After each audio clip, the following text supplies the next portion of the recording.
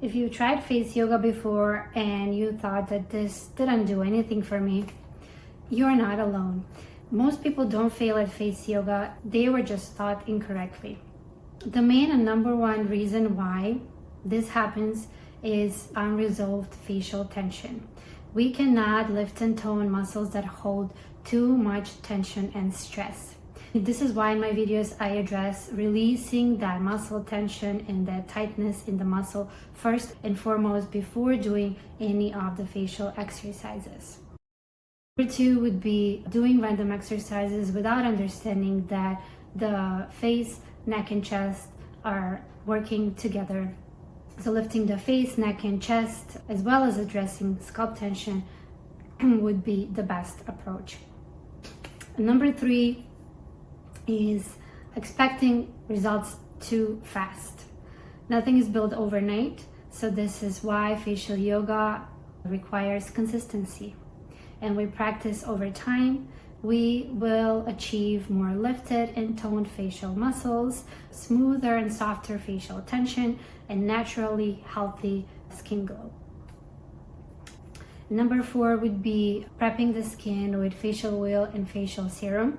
Especially when we do the facial massage techniques, we don't want to be dragging the skin. We always need to be applying medium, so our fingers and our hands are gliding over the skin and we are not pulling the skin. And so my approach to facial yoga is releasing the facial tension first. This way the muscles are softer and they respond so much better to those exercises. So number two would be activating those muscles, lifting and toning naturally with those facial exercises. Number three is consistency. Consistency is very important. Practicing this, creating daily habits is ideal for achieving best results.